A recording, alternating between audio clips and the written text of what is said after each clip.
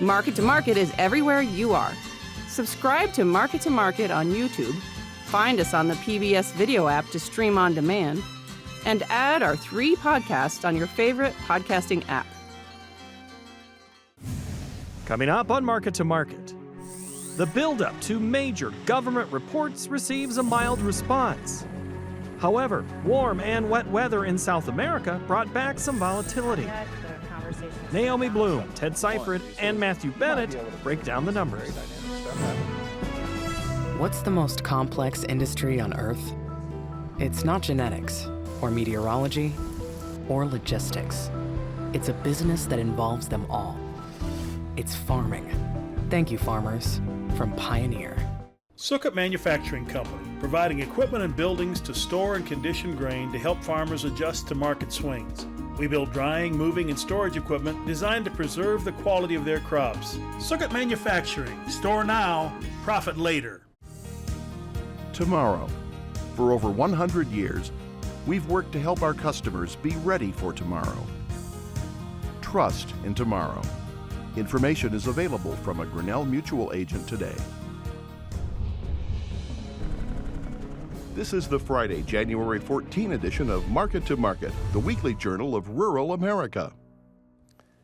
Hello, I'm Paul Yeager. Inflation at the highest rate since the 1980s is still the talk of the economy. A rise of 7% in the price of cars, gas, food, and furniture gave the Consumer Price Index a 7% boost year over year, touching levels last seen in 1982.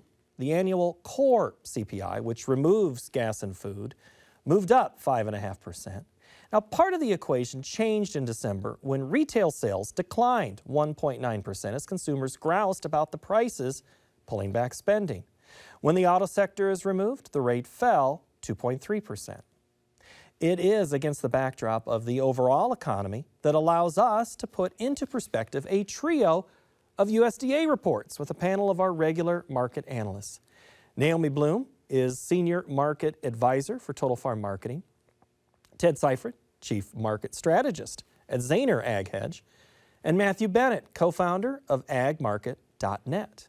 We'll get to them in a moment. First, though, the markets. USDA report reaction in the commodity markets was muted until a short-term South American weather forecast came back into play at the end of the week. Now, for that week, the nearby wheat contract lost 20 cents, while March corn fell 11 cents. USDA reported a record soybean crop and limited exports. The March soybean contract dropped 41 cents. March meal decreased $19.40 per ton. March cotton expanded by $4.65 per hundredweight. Over in the dairy parlor, February Class 3 milk futures rose 54 cents. A mixed week in the livestock sector. February cattle put on 65 cents. March feeders shed 30 cents. And the February lean hog contract added $1.25. In the currency markets, the U.S. dollar index dropped 55 ticks. February crude oil gained $4.97 per barrel. COMEX gold added $20.70 per ounce. And the Goldman Sachs commodity index rocketed almost 22 points higher to finish at $599.25. Ladies and gentlemen, welcome back to the table. Good to see you all. Ted, we'll get to you in a moment. Let's start with Naomi. Naomi, this report from the week. You've been talking about it when you were last here, looking forward to it. I'm not going to say high expectations, but they were certainly raised and everybody had a lot of interest. Did it live up to the expectations for you? Usually this January report brings out some volatile price reactions from something unexpected. The only thing unexpected that this report really had was for the cotton market with dramatically lower production and ending stocks. That market responded, but as far as corn and soybeans and wheat goes, in the big picture, everything came in within expectations overall, with the range of expectations, and the market just had to say, okay, not a lot of fresh news, so didn't have a reason to go dramatically higher. But at the same time, we're still looking at a situation where we have tight ending stocks for corn, soybeans, and wheat and other commodities. So at the same time, prices didn't necessarily have a reason to totally fall apart either. So now looking forward, we are about to just trade South American weather for the next few weeks until we get a better idea of any new demand that's popped up from this and trying to get a handle yet on U.S. acres here. Ted, do you take it as no news is good news when the market was so muted? Yeah, I mean, first of all, we call it the biggest report of the year because there's the most amount of numbers necessarily. I wouldn't say it's always the most important part of the year. Sometimes I guess it can be if there's a major surprise. But, you know, you look at acreage reports or like the August report for yields, those can be, on any given year, those can be more important. You know, you look at this report, there were a lot of small changes, but nothing really big. So for the most part, it leaves us in the same situation that we were at before these numbers came out. And that is, we have ending stocks that are on the tighter side, but not as tight as they were last year, and not in a situation where we need to price ration. However, you have issues going on with South America. So now this really puts the focus back onto South American weather, because if you have production problems in South America, that means more export demand for us. And now all of a sudden we do have tighter balance sheets, and we might have a reason to price ration in an inflationary environment where price rationing won't happen easily. That's the biggest impact that inflation has on our markets right now. Not saying we have to go higher, but if we were to have to price ration, then we can start talking about prices that are just sort of outrageous, I would think. Matt, do you think that with USDA adjusting numbers in previous reports maybe lowered some of the changes in this report? You know, I think possibly. I mean, whenever you look, for instance, at the bean yield previously coming down, we kind of felt like it came down a little too much. I mean, based upon the yield reports that we were hearing, so we weren't surprised to see bean yield come back up to 51.4.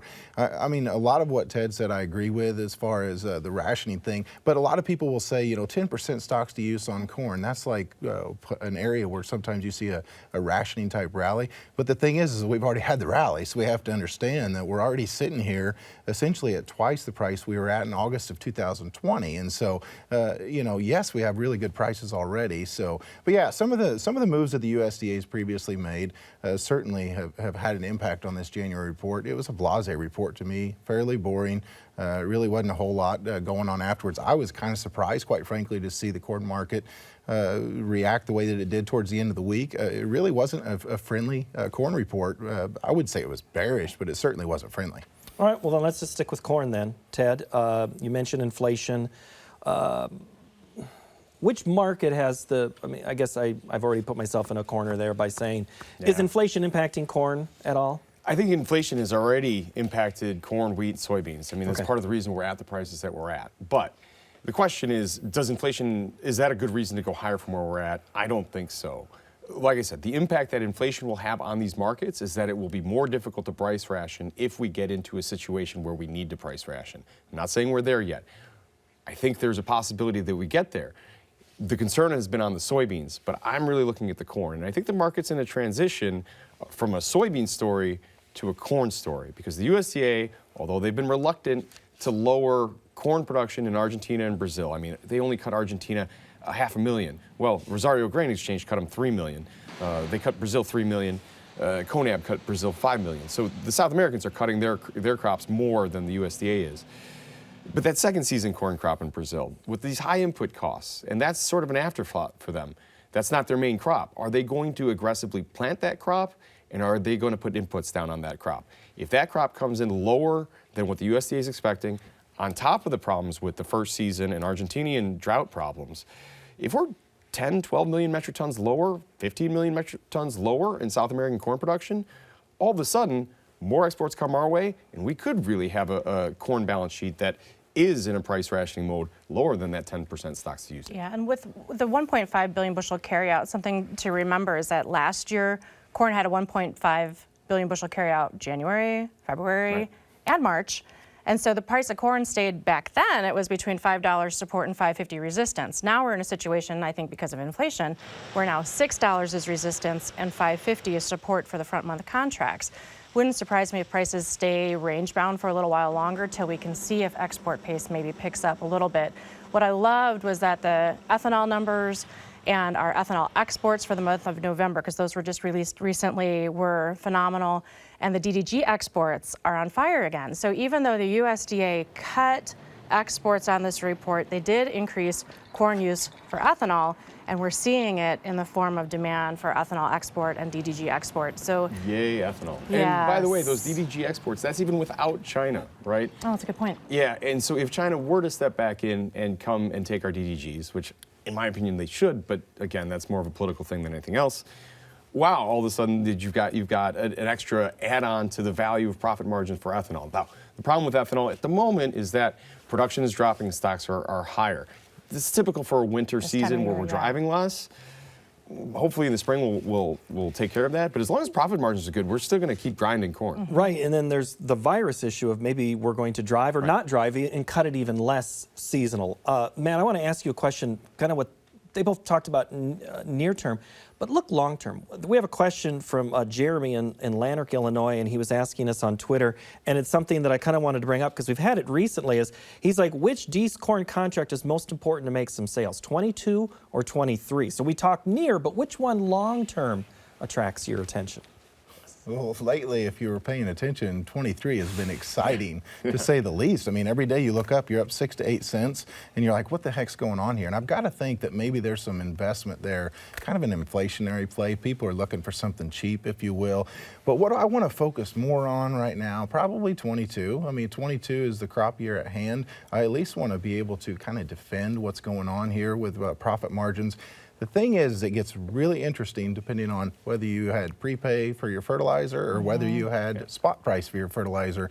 The difference, you're talking $150 an acre, like for a normal I-state farmer. And so you got to be really cautious as to say, just because you heard some pundit say, you know, you can still make really good money at $5.50. Well, you can if your costs are where they should be. So I do want to focus on 22, but at the same time, due to what Ted alluded to earlier on prices could really get out of control if the right things would happen, I don't want to get too much priced without some flexibility. So I want to have flexibility in my marketing plan this year. I think it's absolutely necessary.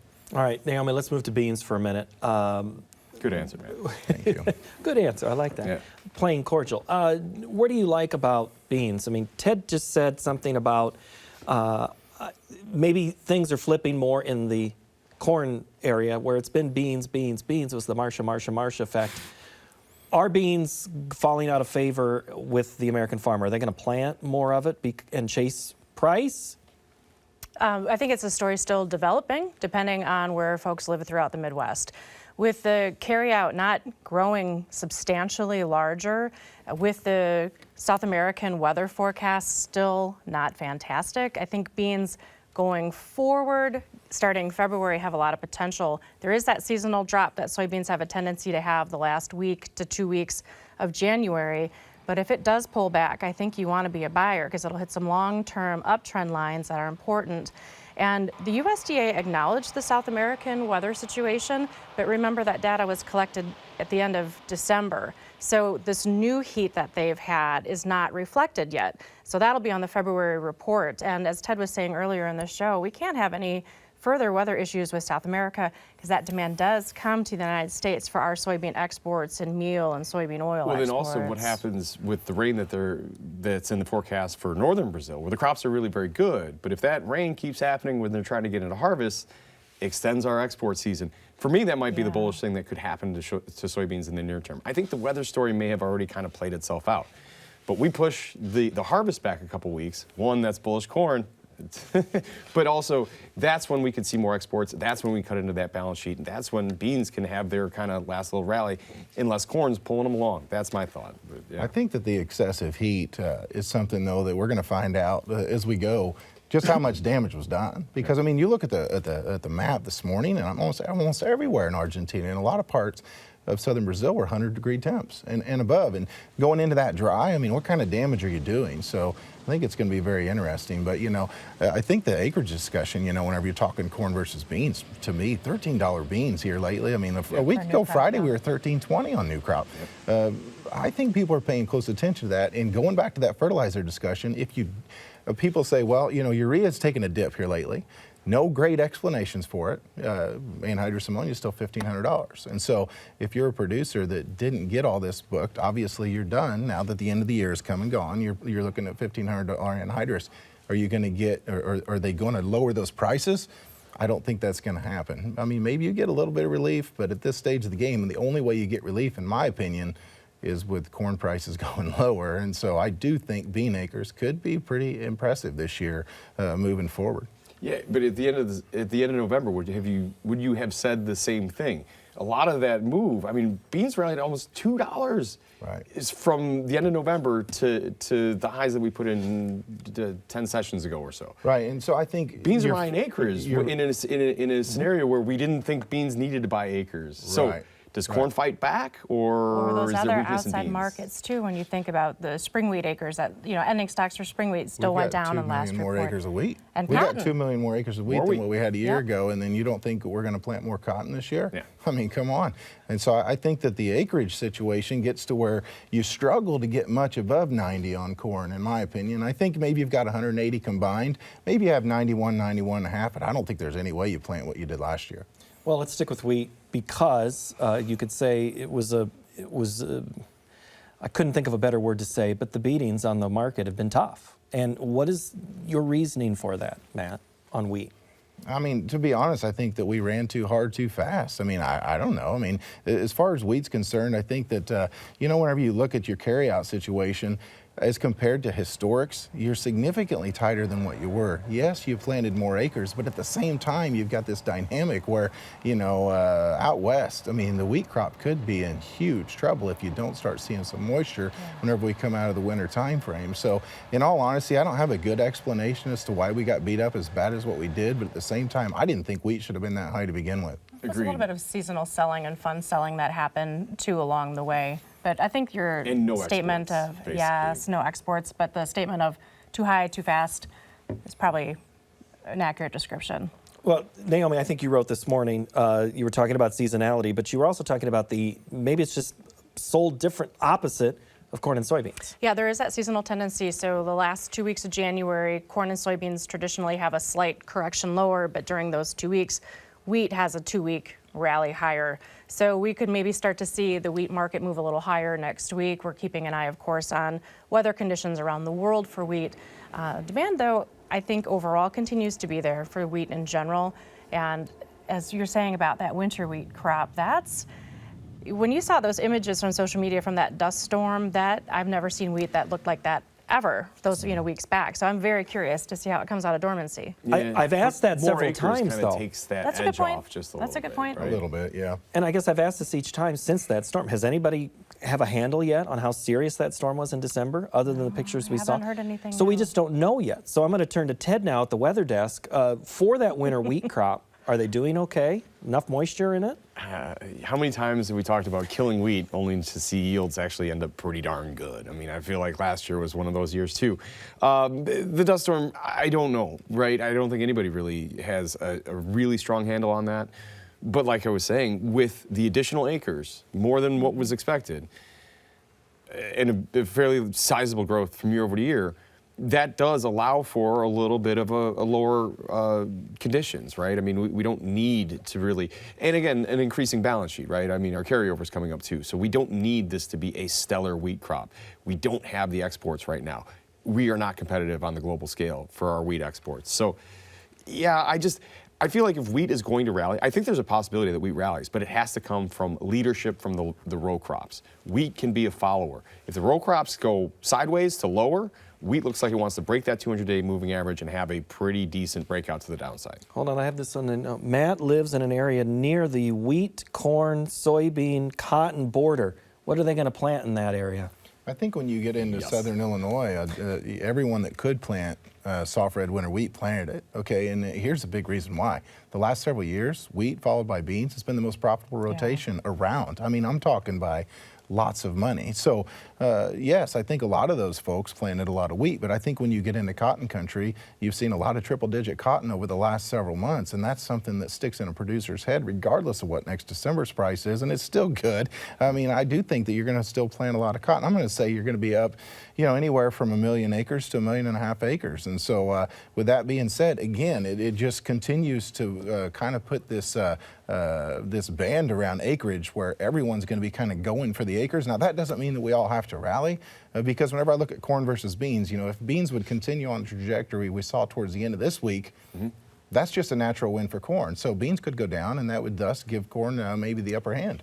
All right, Naomi, I want to not neglect the dairy market because there were a couple of days this week that were pretty eye-catching. Why? We have had continued strong export demand and strong domestic demand. Our dairy exports overall are up 17%. Our butter exports and butter demand up 200%. So there is just flying out of this country. The spot cheese prices have been higher, and overall milk production continues to trend lower. So we don't have the next USDA report for milk production until the 24th.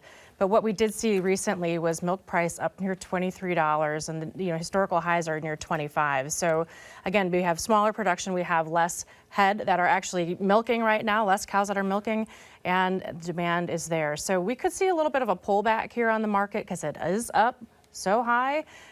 We could see the nearby contract kind of come back down to the $21 area, but still be in a long-term uptrend. So right now the market is following the spot cheese price the closest, keeping an eye on the export market, and then that report on the 24th will give us new insight as far as where the milk production is. It continuing to shrink, or is it going to start to increase? Ted, are we in seasonality in cattle right now, affecting the price? I mean, retail was really good this week on beef. Yeah. I mean, we always have seasonal tendencies, but you look at the last couple of years, I don't know if seasonality really makes a whole lot of sense for many things. Demand is pretty good, right? But the question in the last week has been, okay, we're seeing another resurgence of Omicron and COVID and whatever, and having the labor at the packing plants has been a problem. That's been kind of showing itself a little bit more in the hogs than it has with the beef, but that is something that's kind of lingering over our heads. Cash softened somewhat because of it, even though box beef prices are going higher. That packers' margins should be enough to afford to pay these workers a little bit more to get them in. That would be my thought. I think there's room for cash to trade higher, and I think cattle can go higher as well. You like the fact that feeders were able to hold on to some strength there at the end of the week, even though corn tried to bounce back there on Friday. So, yeah, I think there's room for cattle to go higher. Again, and I'll go back to the overall inflationary idea. There's demand. People are not really balking at higher prices. You talked at the beginning of the show how retail sales had come down. I don't think that's necessarily because of price. That's more of a supply chain issue and not being able to find the things that you want to buy. Trust me, that's a real thing. But yeah, no, I think there's room for higher priced cattle yet. Matt, are you expanding a herd right now if you can find feeders? Well, see, that's the thing. It's been hard to find feeders at what you would call the price that you want to look for them at. Feeders have been hard to come by, and I think especially in cattle country, a lot of folks have they look at $160, $165 feeders, and they think, man, I wish I could buy them for that, right? And so, yes, I would be expanding if I could, and if I could do it at a reasonable price. But and I'm as far as fats are concerned, I guess I'm a little more friendly. I'm not saying Ted's not friendly. I'm just saying I'm friendly to the point where I think you get, like, for instance, back into the mid 140s. I don't know that we get to 150 like I thought we would get previously. It seems to me like this Omicron thing's kind of been a little bit of a hiccup for us, but at the same time, I think that demand's strong enough. I mean, box beef up double digits this week. I would have liked to seen the cash market a little bit stronger, but at the same time, whenever you close cattle up on Friday and you see corn double digits towards the close, I don't know. It's a pretty good day for the cattle market. Yeah, somebody liked it. Absolutely. I'm real bullish with cattle. Okay. And because first quarter production this year is going to be down slightly from year ago levels. We've got less animals available, but the second quarter production is also supposed to be down about 1.5% from a year ago, and it is not normal for second quarter production to also be down after first quarter production is down. So there's long-term, we don't have the livestock, and so we have a production issue coming because we don't have the animals. I think the demand is going to stay strong, and I think that we are going to see the cattle markets work higher into the summer months. Exports best ever for beef right now, and the dollar keeps inching lower. So okay, and I have to interrupt support. because I have to finish up something, because this also was a story this week and that we discussed before the show. So unfortunately, Naomi's going to have to answer this question about, I got to find it. It was Kurt in Steubenville, Wisconsin. How much pork will India potentially buy from the United States? Yeah, the short-term answer is we don't know for sure, but the big picture, it's good news because they have such a large population. So that is something that we will try to see on weekly export sales. Are they showing up there? the hog herd is not expanding, and the PRRS virus is already here. So the hog market, in my opinion, is a market that has the ability to work higher in the winter months as well. All right, last word, Matt. What market am I looking for the most excitement in the next 3 months?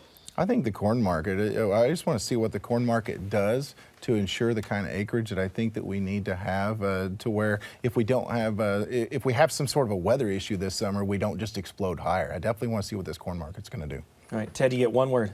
Yeah, corn. Yeah, inflation, acreage, South American problems. But look at the prices that we're at right now. And that's They're really high. Make some sales. Historically, we're at high prices. Re-own on the board. All right, thank you, Ted. Thank you, Matt. Thank you, Naomi. Appreciate it. That'll do it for this installment of Market to Market. We'll talk more in Market Plus, so join us. Find that on our website of markettomarket.org. And we do appreciate those of you that have clicked the follow button on our Instagram account. We have behind-the-scenes pictures and stories on our feed of Market to Market show. Next week, we'll look at the state of the economy in rural America. Thank you so much for watching. Have a great week.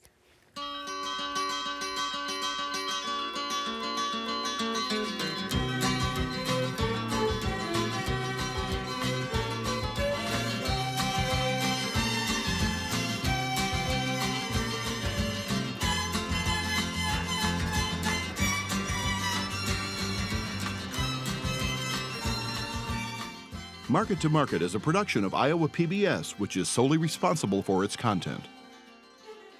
What's the most complex industry on Earth?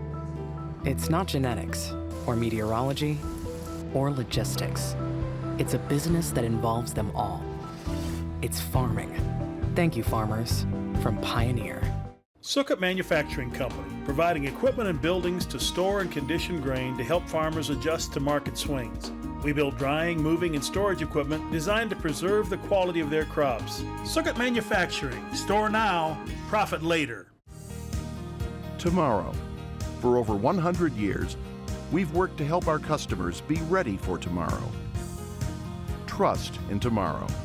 Information is available from a Grinnell Mutual agent today.